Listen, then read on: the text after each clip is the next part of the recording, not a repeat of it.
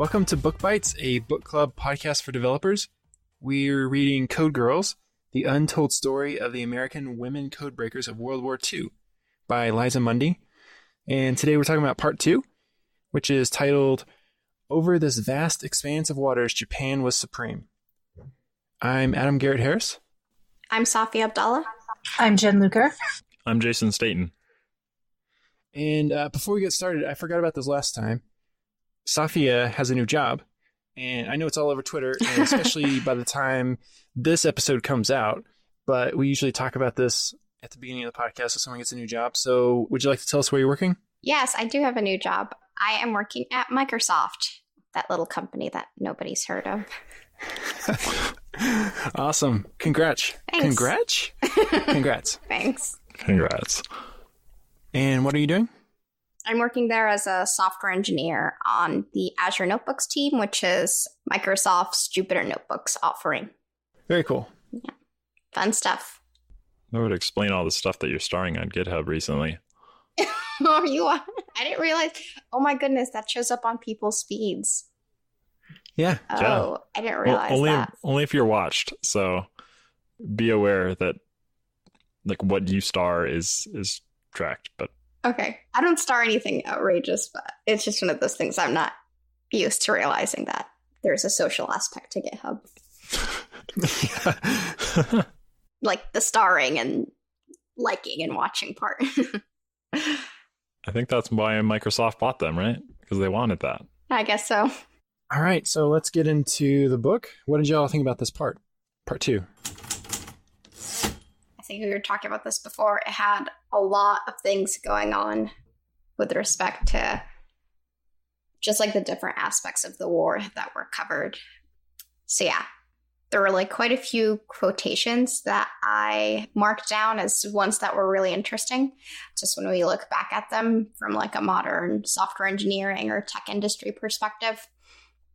And then just kind of some of the anecdotes that were shared from each woman's particular experiences that were like, oh, I feel for you so much across these pages and these decades and these vast miles of land that separate us. Like, I know what that feeling is. So yeah, there were quite a few somber moments for me. Yeah, there were quite a few places where I compared it to modern day software engineering. Yeah. As well. And I wanted to ask, like, how much each of you know about World War II going into this book?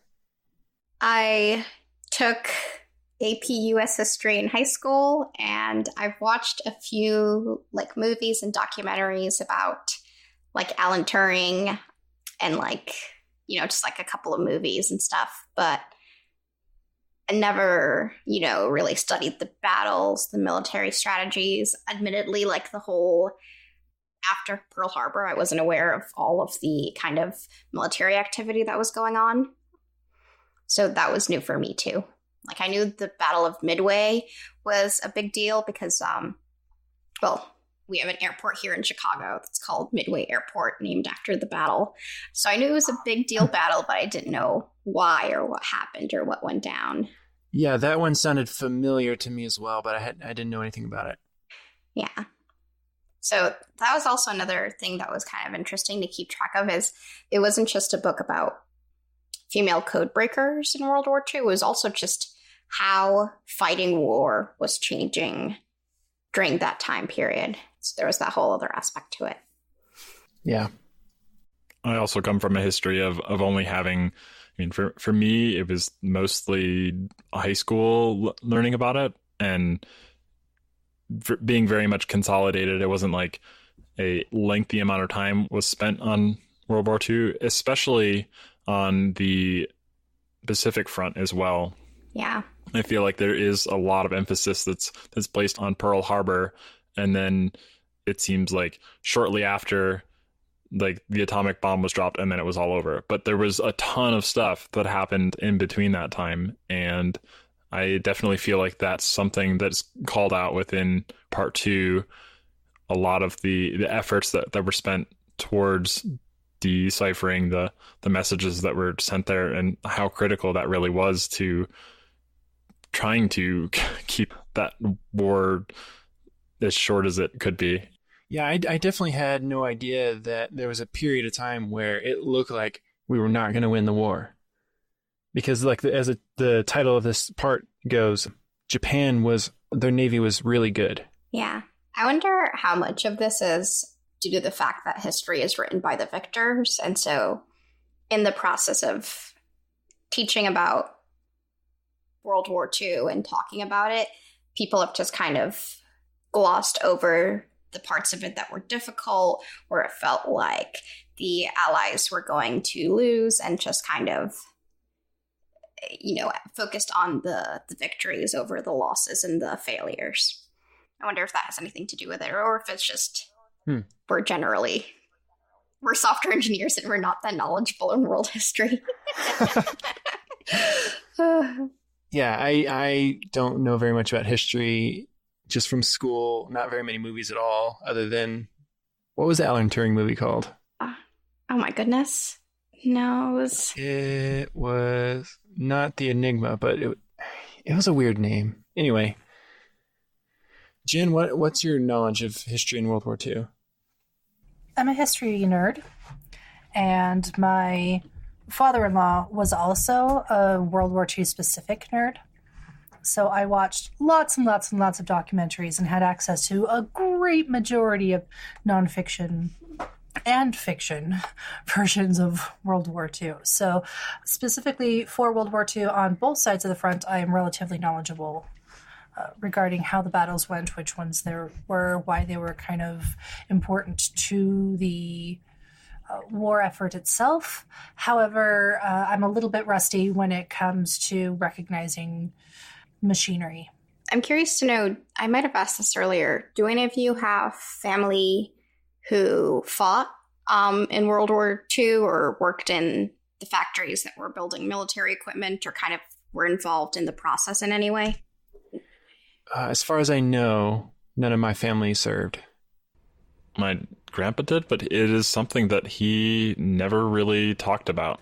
Like, he kept it pretty locked up, and likewise, it's something that my grandma never spoke about. And I'm not quite sure why exactly that was, but it's also just something that I never picked up on as a kid, and so it's kind of unfortunate. Like, it was mostly all about like life post that era. I have great grandparents. I come from an Air Force family. All right, so yeah, this part's talking a lot about the Navy at the beginning instead of the Army. And so I thought some of the contrast between the Navy and the Army were interesting.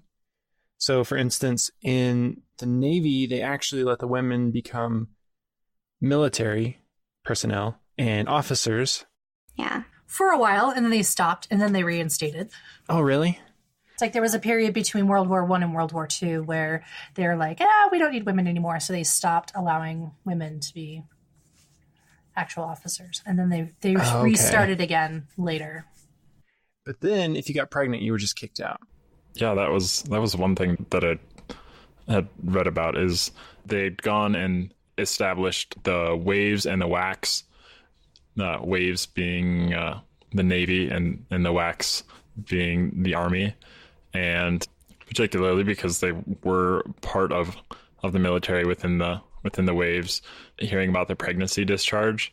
And it talked about one woman in particular telling a commanding officer of hers and finding out that she had 3 days to get out of uniform in order to get an honorable discharge. Like, that's just, it's pretty, I don't know, awful that like that was the approach to it. It's just like, well, it wasn't a surprise, though. I mean, if you look at history in general, even around that time, like, you couldn't continue to be a school teacher after you'd gotten married or gotten pregnant. You know, you couldn't continue to hold just about any job as soon as you became pregnant or got married. So, I mean, why should the Navy be any different? And certainly they didn't have those policies in place when they started allowing women in. I mean, they were figuring out things even down to the uniform as it discusses, and trying to figure out what was actually appropriate. Yeah. I think one of the things that's sort of for me, it's sort of an undercurrent throughout this book, is the disposability of women when it came to the war effort. Whether it was, serving as code breakers or serving in different roles as officers within the Navy, there was this sense that they were only wanted because it was necessary to win the war. And they were treated as sort of like these like commodities. I'm not having a very easy time phrasing this correctly because I recognize that, this was a great point of change for many women because it exposed them to experiences that they otherwise would not have had the opportunity to be exposed to. But then there's also this uncomfortable aspect of it for me where so much of it is around using women as utilities. There's like a few places in the book where it references, women would be great code breakers because they're good at doing meticulous and boring work. And there's these like really reductive reasons for putting women in the positions that they were in. And so it's kind of this hard balance of like, I don't want to discount the fact that this war and the fact that women were able to participate in it was a breakthrough for feminism in a lot of ways because it allowed women to enter spaces that they previously would not have access to. But I also can't help having this like uneasy feeling about the context in which they entered these spaces and how disposable they were, whether it was, they got pregnant and women who were mothers were just discarded in society at that time, or they were let go because they were not smart or didn't know how to swim or didn't know how to do this or didn't know how to do that. And they didn't fit this like perfect mold of a woman. And then also like the very brazen references in the book to women not being given opportunities because men didn't think they were attractive enough. So yeah, this is just something I'm kind of trying to kind of grapple with as I read the book is like, yes, these were like such amazing opportunities for all of these women, but it pains me that so much of it was so like constrained and existed within this like very patriarchal structure. End rant. That goes back to the example of Agnes Driscoll's fall, where she happened to get into a car accident and the intelligent person, Frank Raven, chose to make the nickname for her to be a witch. Or I don't know if it said that there were documents related to that or that stated that specifically, but the fact that someone who was so brilliant and influential, because she had an accident that happened to her, that because, like you said, she didn't look as pretty as whatever standard they have set anymore, like that changed people's perspective on her. It's definitely an unsettling feeling. Like, I know what you're saying there, Safia. Yeah. I'm glad you brought up that Agnes Driscoll story because that was one of the moments that was really somber for me while I was reading that book because I think there was like 3 words that stuck with me in that section. And it was something to the effect of like the people treated her with deference, but also dismissal. And I just related so deeply to that you can both be a woman who's very accomplished and successful and kind of be regarded. But then at the same time, there's this like juxtaposition of also just kind of being ignored and discarded and not being bought into meetings and not given opportunities to do code breaking on missions that were important, things like that. So that phrase deference but dismissal really stuck with me. Yeah, so it said that she had to kind of resort to methods to try to hold her position, right? Yeah. That was also kind of interesting to observe because they kind of discussed how she kind of locked herself away. So she would like keep certain messages that were transmitted and not necessarily share them with people. I think they were mentioning how she kind of became very, what's the word for it? It said she became fearful that she wouldn't be able to do things. Yeah. It was just really hard to read her story of how this like one thing that was completely out of control, this accident, just completely derailed her career and the promise it had. It was, it's so upsetting. Yeah. Also, I know we're not allowed to say bad words on this podcast, but a personal screw you to Frank Raven for just just being a dastard. I know it's like 70 years later, he's probably long gone, but screw you for being a dastard and just kind of engaging in a lot of the like mockery and backstabbing and degradation that contributed to her isolation. Mm-hmm. Yeah, like saying she looks like a witch and then like that doesn't affect how she can do her job. And like we're past the point of having witch hunts, you know? Yeah. Or should be. Just remember that McCarthyism came after that, so apparently we weren't. Yeah, I was going to bring that up, that I think that another challenge to reading this book is like, you do kind of have to recognize the fact that this was 1940 and that a lot of the social progress and progress in terms of civil rights within the United States had not been initiated at all.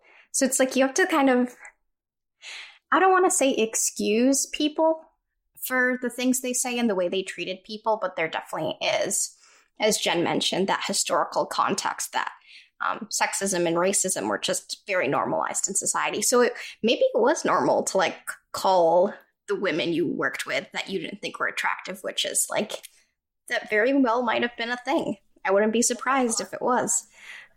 But it's also hard to stomach when you're looking back at it in the year 2019. I mean, you know, it's one of those situations where you look back and you're like, oh yeah, totally different time, a different era, different world. And that was just shy of 80 years ago.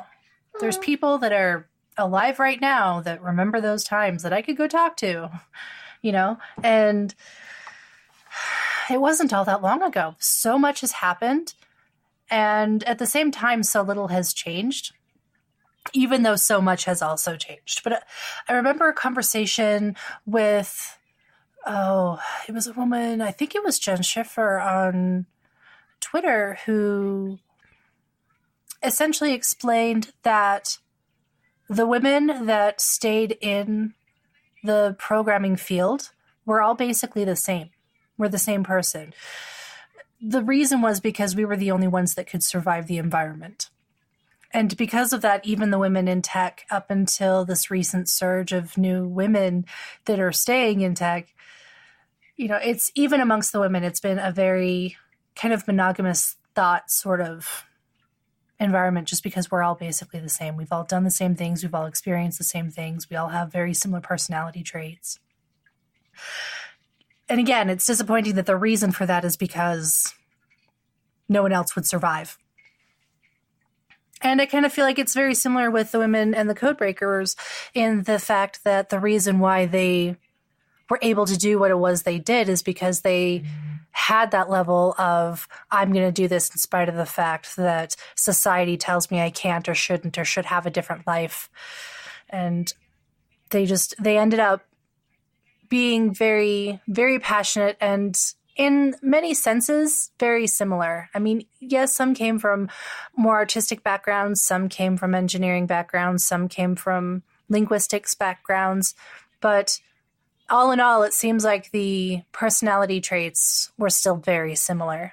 Your mention, Jen, of the kind of like the personalities of the women who survived in the tech industry and were the ones who kind of stuck around as codebreakers and officers during World War II remind me of a point that was made in the book about when, I don't know if it was the WACs or the Waves or which group it was, but it was a group of female Navy officers who would kind of routinely march around New York City whenever the mayor at the time was bringing in a dignitary or an ambassador. And one of the statements that was really interesting that kind of struck me was some person had made the point that the women who were marching in front of these like dignitaries and out in New York City, they like explicitly called out that they were not blondes and that they were not tall. And they were sort of these like representations of women that did not align with the representation of a woman that was consumed by society through media at the time. It wasn't a tall, blonde movie star. They were just kind of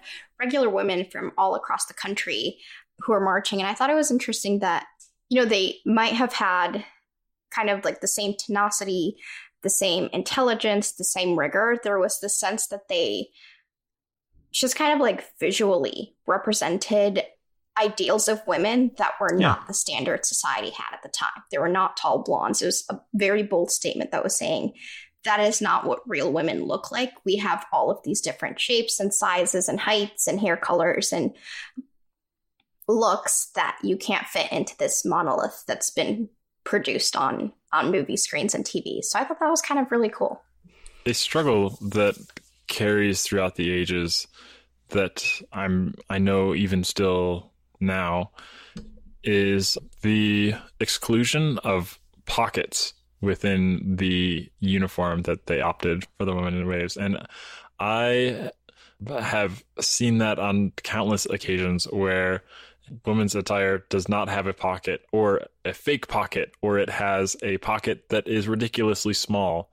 And there's actually a website somewhere I need to go digging up for the URL of this thing, but they go and take the measurements of modern phones and attempt to put them into a woman's pocket, and like they model it out to see like this is the Samsung Galaxy Note or whatever, and like not even a chance. Like, I mean, if it's like a quarter of it in. And I still think that it is one of those things where it's like the whole notion that women don't need to be carrying things or don't want to carry things in their pocket seems outright absurd. Like, we all have things to carry.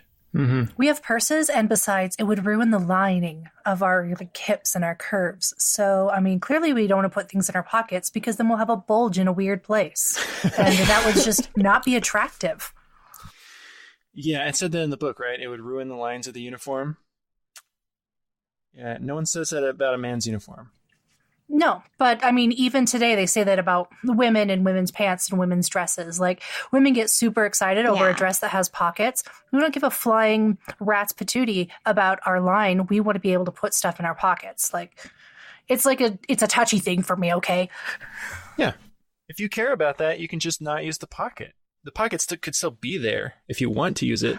Not necessarily. The thing is, though, is because of the amount of fabric that's created or required in order to create a pocket that size for use, it ends up creating its own line. You end up with a pocket line, which, again, is unattractive. So it changes how women have to wear clothes in order to accommodate a larger pocket. So skinny jeans, for instance, more and more of them are having decent pockets, but the reason why is because they're lower on the leg.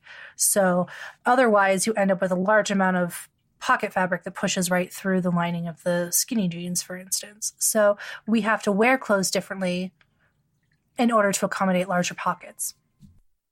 And I know one of the big fashion reasons that a lot of women's jeans don't have back pockets or have really small back pockets is because that's supposed to accentuate the curves of your backside. So it's very explicitly clothing design decision that was made because the intent was to like sexualize women's bodies.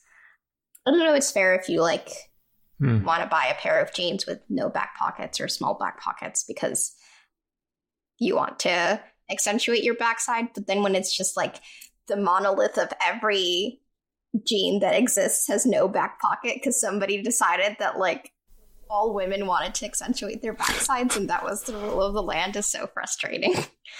Like, give me options. Sometimes I want a pretty booty. Other times I want, to put something there. Like a phone. Yes.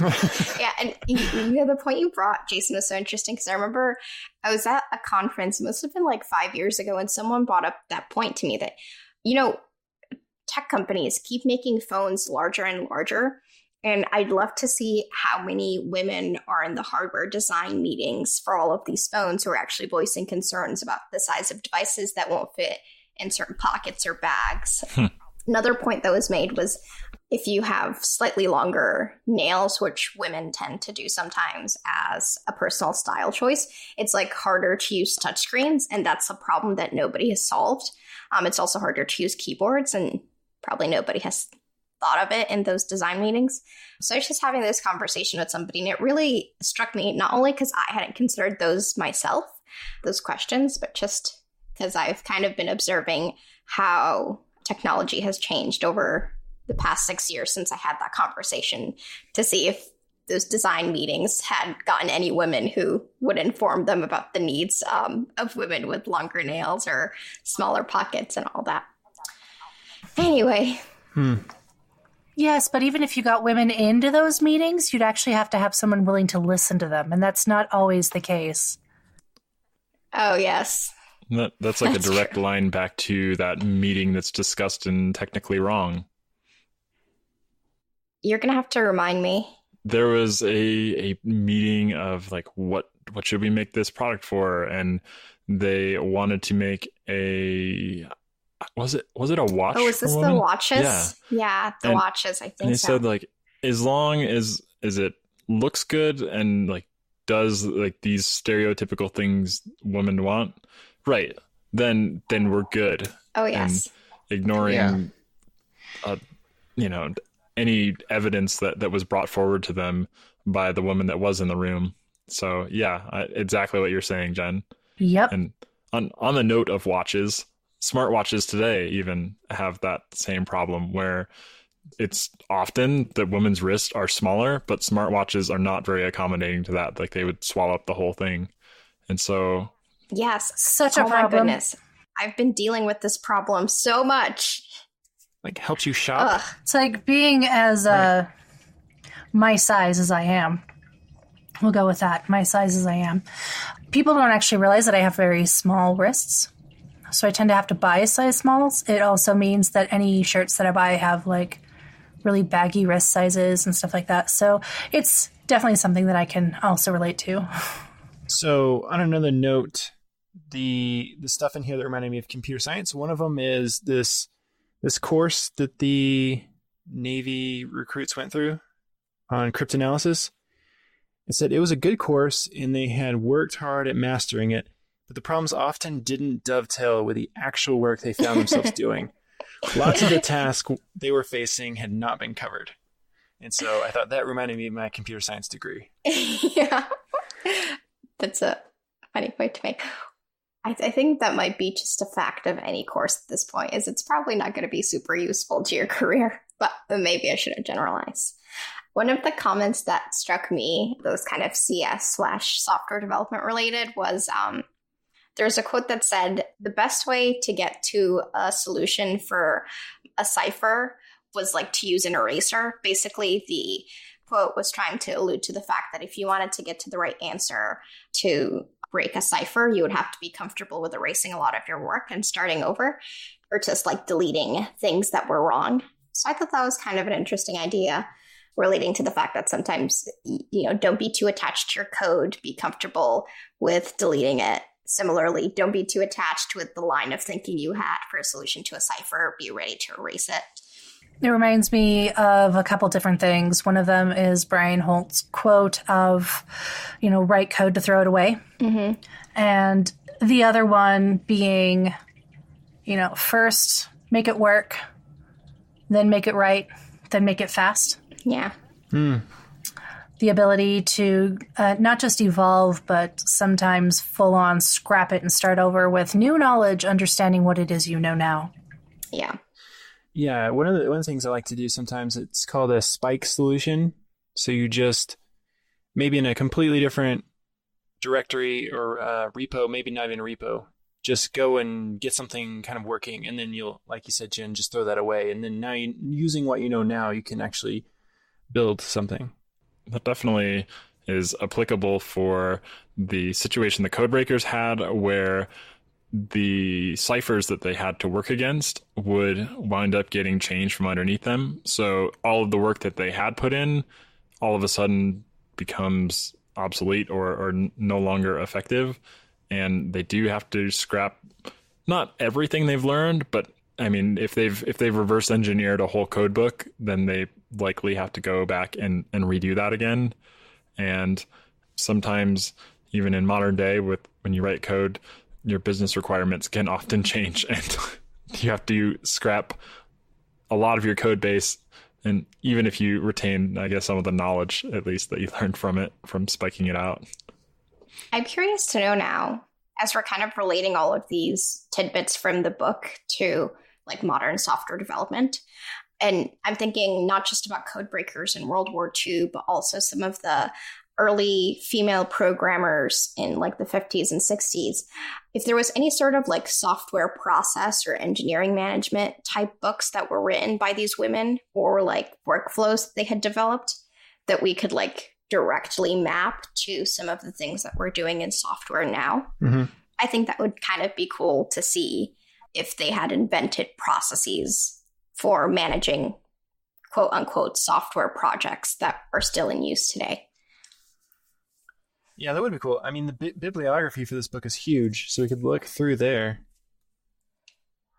Yeah. Another thing that kind of reminded me of CS is a section in Chapter 8 where in the Army at Arlington Hall, they had a Coke machine, and you had to put a coin in there to get a little bit of Coke. And I don't know, it seemed like it spewed it out directly like a fountain machine, I guess. And so they figured out how to rig it up where it could continuously spew free liquid. And they did it by inserting a coin and then unplugging it from the wall. And basically they just hacked it, which is amazing because that's what they're doing with the codes. They're hackers.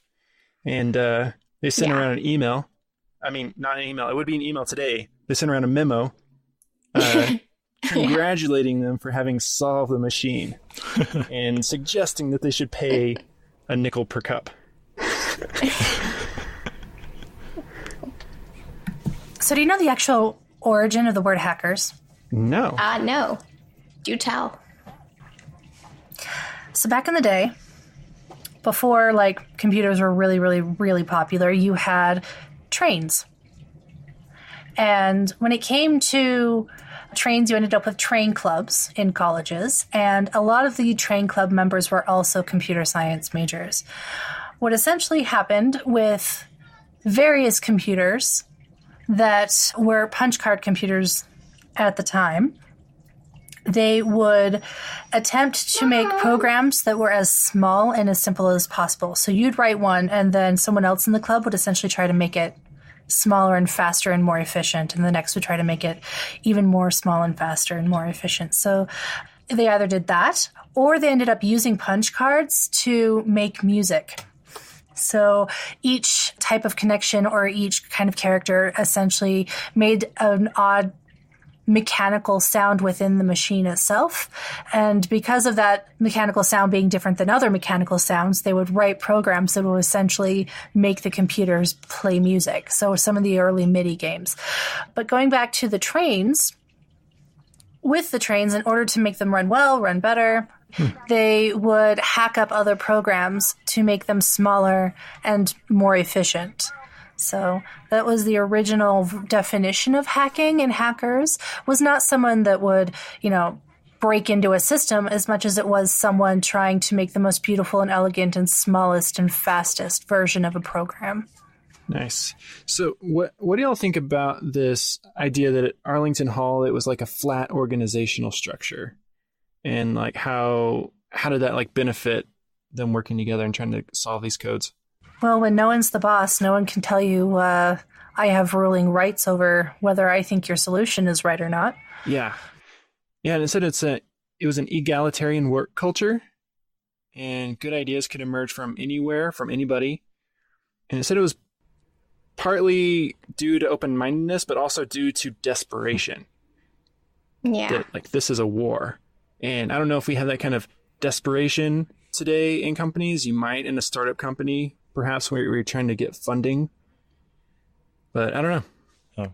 I mean, even with that, though, it's definitely a different level of desperation they're dealing with, given it talks about knowing that their deciphering of a message can determine the lives of a significant number of people. I mean, that definitely why VC money is a priority for a startup.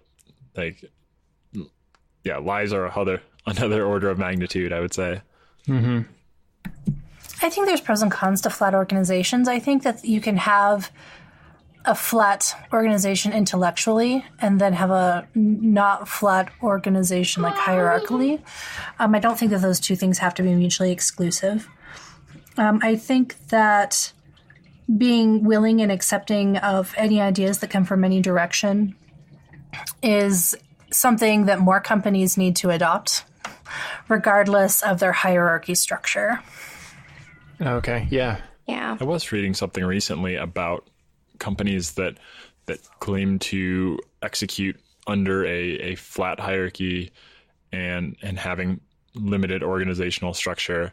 And one of the cons that can come from that is that there is, rather than a formal hierarchy, you wind up with an implied hierarchy where people just bubble up like organically in some ways. And it can be like whether they strive to make it a meritocracy level of thing or somebody plays better office politics. Either way, like people do move up, and because it's not well defined, oftentimes people can either overstep their bounds or underdeliver for somebody else's expectations because they don't know that those exist.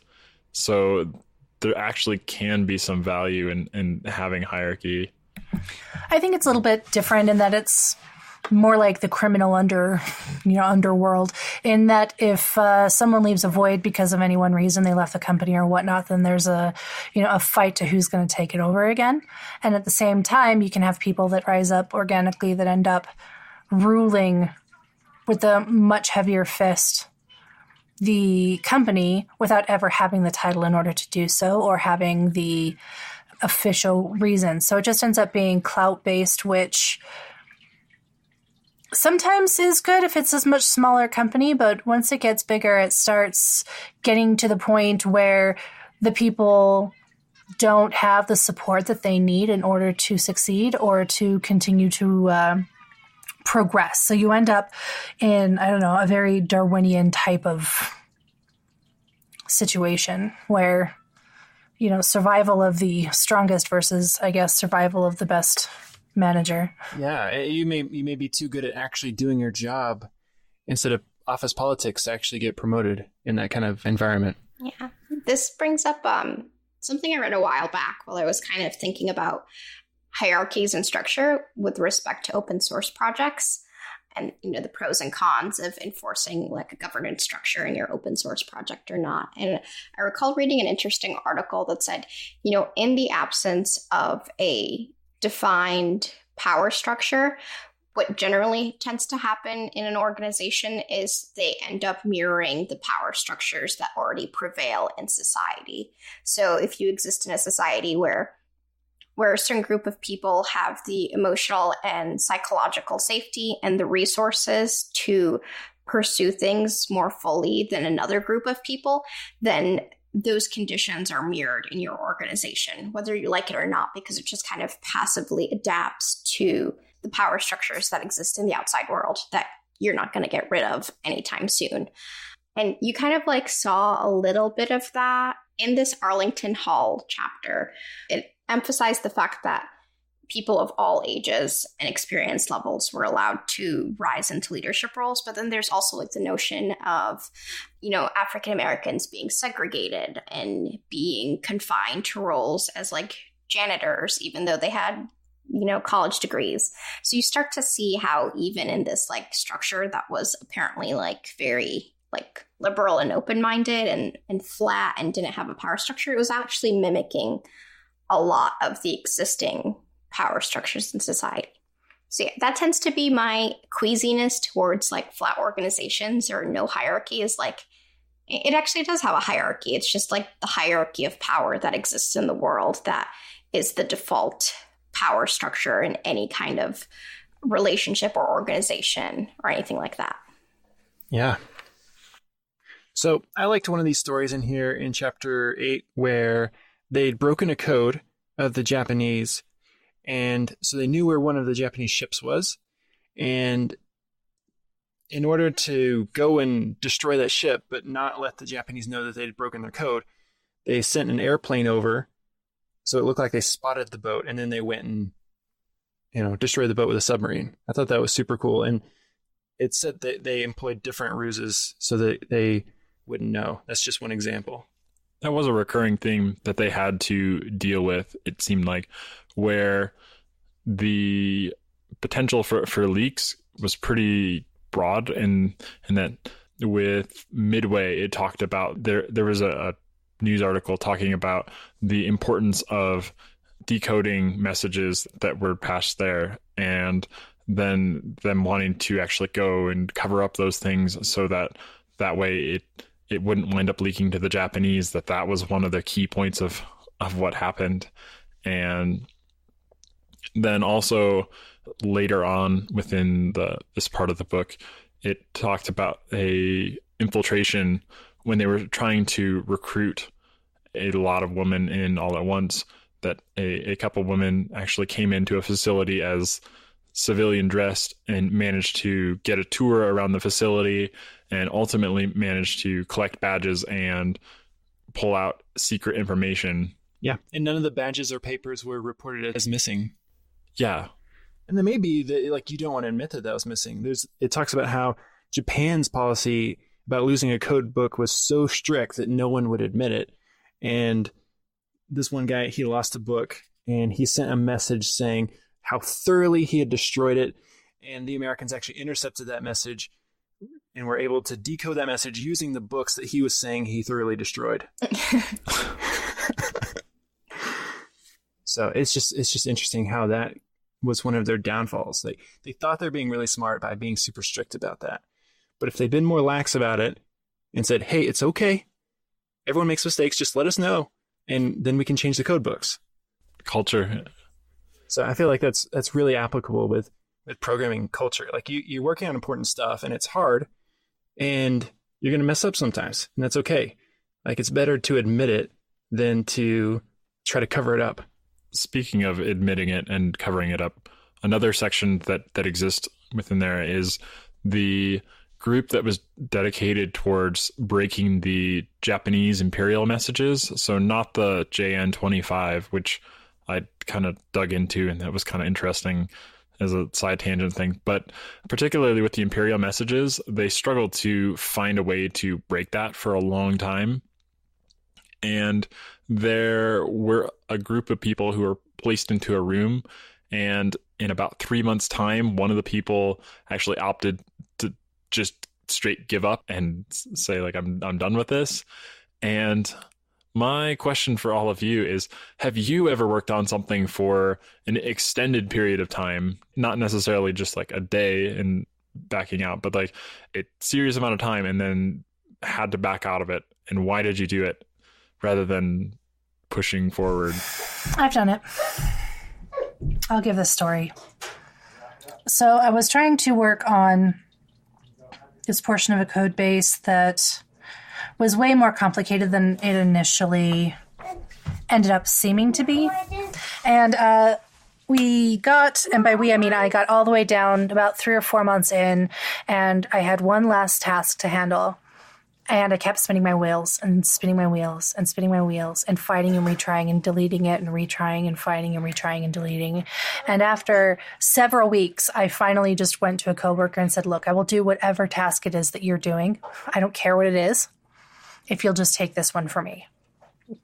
And we eventually traded, and I solved his in a couple of days and he solved mine in a couple of days. And it worked out quite well. Just he'd also been spinning on his task for ages, and I'd been spinning on mine. And it literally came down to the fact that we'd been looking at it for so long that we could no longer come up with new solutions. We could no longer see it clearly. It's like reading your own document over and over, and there's a glaring typo, but you never see it because your brain autocorrects. And at some point, you've run through what you think is all of the solutions, but the truth is you've run through everything in your box and you can't see that you're inside a box. So sometimes it's good to just step away from something. And I'm not talking like for an hour or a day. I'm saying just step away. leave it, give it to someone else, trade for anything else you can get, because it doesn't matter anymore. No matter what you do with that task, you're never gonna solve it. You're never gonna fix it. You've backed yourself into a corner and there's nothing you can do about it. So I've only ever done that once, but that was the time that I needed it. And I luckily had the support that I had in order to be able to just trade with someone else and get it done. I can relate to a story about working on something for a really long time and then, setting it aside. I was working on something for, like a year and change. And it was kind of a side project type thing. And it got to a point where it wasn't necessarily that it was like a difficult programming challenge. It was just I didn't have the mental capacity to work on it alongside my full-time job as a software engineer. And at that point in time, I had to kind of look out for my like psychological and mental well-being and just be like, okay, Safia, you cannot code for 15 hours a day because no, we will not do that. So for me, it was setting something aside to take care of my mental well-being and my emotional well-being. I don't know if that relates to this, but that's usually the experience I have with setting things aside is because I don't have the time to do it and I have to let it go and choose my own health and well-being over a project. I definitely think it's related. Both yours and Jen's. One of the things that I've kind of been interested in is the mental toll that software engineering as like a very mentally taxing career takes on people, and just observing the relationships that a lot of software engineers have with mental health and mental well-being and the like very rigorous demands of the job on like our minds and our emotions. Yeah, I think there's like a whole discussion to have about that. That would be interesting, but that's always something that I've been interested in observing at least. I wonder how much of that has to do with expectation, not only of ourselves, but of what others or what we think others expect of us as well, in the sense that it does take a lot of mental, brain power to come up with solutions to complex problems. And a lot of that just takes thinking and mulling and, rolling it around in our heads and trying to figure out, maybe spending some time on a whiteboard or a notebook and then starting all over and mulling about it and thinking about it and seeing the problems. But we're so expected to have fingers on keyboards for 8 hours a day or more that, any time that we spend just sitting and thinking is almost guilt-ridden, even though that's what's literally required to solve the problem. Yeah, our jobs are more thinking than typing. But the expectation is that we're typing. Yeah. So I have one more section of the book that relates to software engineering, and it's at the beginning of chapter 9. They just broken 2468, which is one of the Japanese codes, and they suddenly need to scale up with all these workers, kind of like a startup. And so they had these recruiters go out, but because of the top secret nature, they didn't really know what they're recruiting for, but they had these huge quotas. And so they would go out and offer these tempting promises. And so in other words, they lied. And I don't know how often this happens with recruiters lying, but there's definitely a lot of recruiters looking for a lot of software engineers because there's a lot of demand. So I don't know if y'all have any experience with that. Not really. I would say the one thing that in my experience, either when I was interviewing at a company and already knew somebody who worked there, and so I could kind of like go talk to them about what it was really like, not just what the recruiter was telling me. And in the past, I've always like either interned or worked at startups. One of the biggest things that startup recruiters always lie about is like the hours that people work. At least in my experience, and this might just be like a very Chicago Midwest type thing. They try very hard at startups to emphasize that you're not going to be working excessive hours. And at almost every startup that I've like interned or worked at, like people have worked excessive hours, even though the recruiters said you wouldn't. So yeah. Every company I've interviewed at, that's what they say. Yeah. Whether it's true or not. Yeah, it's always like, oh, we keep pretty reasonable hours. It's just like, Not really. Not from what I've heard and from some of what I've experienced. But yeah, I would say that's the only bit of like exaggeration or deception I've encountered. They also always talk up the culture and the added perks, like the free food or the ping pong table or whatever. I'd rather have the extra money than those kinds of things. Yeah, I agree. It also just like gets kind of boring after your first like 3 or 4 weeks on the job. You're just like, okay, free lunch. Not a big deal. Yeah. I was going to say that there was a recent blog post about recruiters that has circulated the Orange website, I think. And it was talking about recruiters and how you get quite a big spread of messages where you get the ones that are totally spammy that tell you absolutely nothing about the company other than it's an urgent position. That's not attractive to me that it's urgent. That's a red flag. Yeah. It sounds like they need a superhero, which sometimes that's actually what they say they need. But aside from that, like they don't tell you a whole lot. And a lot of times it's not even something that seems remotely relevant to you. And then on the flip side of it, you can have somebody who actually reaches out to you that has done their research and says you would be a good fit because of this. And that is just polar opposite of the spectrum. One of them is just blasting out as many emails as possible. And the other one is super targeted. And it definitely shows, like, when you receive a targeted one, it shows like the recruiter knows what they are actually recruiting for.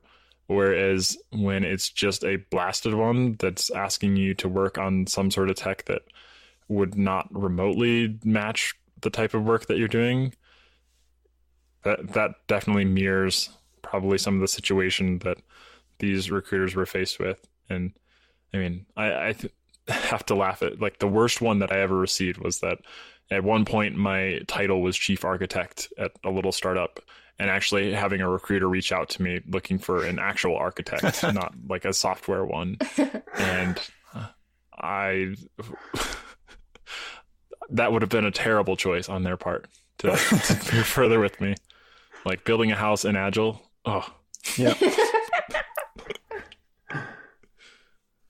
So yeah, I think that about wraps it up this week. It kind of talks about how they've actually started cracking more of these codes, and they're actually starting to do better in the war, and actually getting a lot of Japanese ships, and how a lot of the Japanese soldiers actually die from starvation or disease because they're cutting off their supply lines. Spoilers. Yeah, and part 3 is called The Tide Turns. Ooh. All right. So I'll talk to y'all next time. bye. Bye, everybody. See ya. Bye.